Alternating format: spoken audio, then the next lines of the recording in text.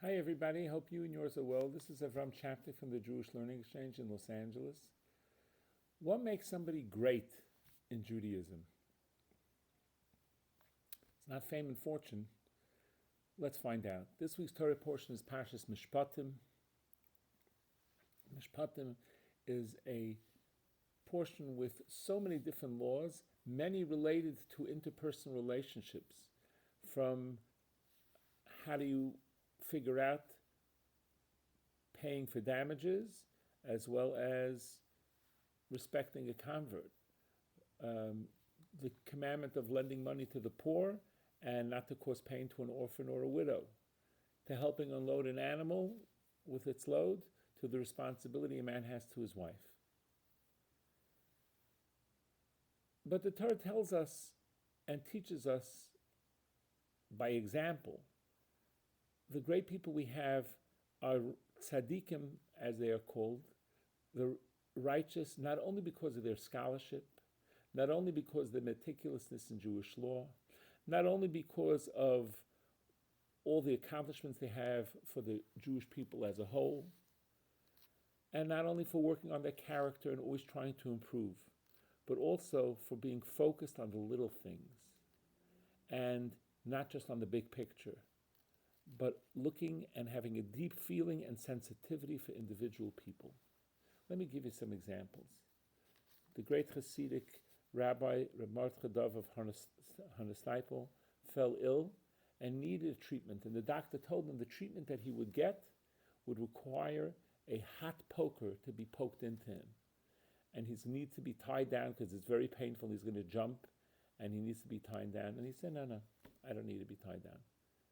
And the doctor said, I'm telling you, it's very painful. He says, it's all right. And he used the hot poker on him, and the Hanesteipler did not flinch. And he asked his son, I had a Cossack here, a tough Russian Cossack soldier, and the second I touched him, he ripped off the ties and jumped out the window. And the rabbi doesn't even look. And the Rebbe listened and said, believe me, when a Jew comes to me and pours out his hearts and troubles that weigh him down so much, and when he so desperately needs my help and there's no way I can help him, that's far more painful to me than any hot poker. Story number 2. There was an orphan that came to the yeshiva in Lakewood. The yeshiva in Lakewood, one of the greatest yeshivas, now one of the largest yeshivas in the United States, founded by Rabbi Aaron Kotler. And he came to the yeshiva and he didn't know who to talk to. This was an advanced college of Torah study. And he ended up not having a place to sleep. So he ended up sleeping in the women's section of the synagogue and didn't tell anybody. And Rabbi Aaron Kotler came to the yeshiva. He didn't live in Lakewood at the time. He commuted. Sometimes he'd stay overnight, but usually he commuted. And when he came and he saw this young student, this orphan, he came to him and said to him, so how's it going in the yeshiva? Are you adjusting? Who are your roommates? And he says, I don't really have roommates. Well, what do you mean? Where are you sleeping? And he told him, I don't really have a bed. He said, what? You don't have a bed? Sure you have a bed. And he came to a room and showed him, this is your bed, this is your room, you're going to be fine. And he was so happy he had a bed, and he went to sleep that night. In the middle of the night, one of the other young men in the yeshiva said, wakes him up, what are you doing sleeping here? This is Rabbi Aaron's bed. When Rabbi Aaron didn't go back to Brooklyn, he slept here, and Rabbi Aaron gave him his bed. And Rabbi Aaron slept in a motel near the yeshiva until a bed was found for this bacher, for this young man. And finally, there was unfortunately an orphan who lost his father, and the mother was struggling, trying to put ends to meet, and she, of course, couldn't afford to send him to sleepaway camp, which is what he would love to have done. And the Kapishnitzar Rebbe, the great Hasidic master, the Kapishnitzar Rebbe found out about it, and he called up Camp Aguda, and he said, please put a place for this young man to be in camp. I will pay for him. And that's what he did. And he went to camp. He was so excited.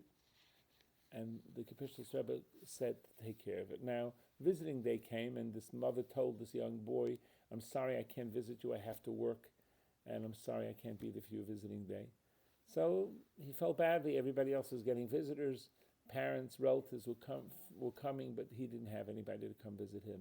And all of a sudden he hears on the microphone, Moshe, whatever his name was, Moshe, come to the front office, you have a visitor. I have a visitor, so he comes run to the front office, and who's there? The Kapishtetzer Rebbe himself.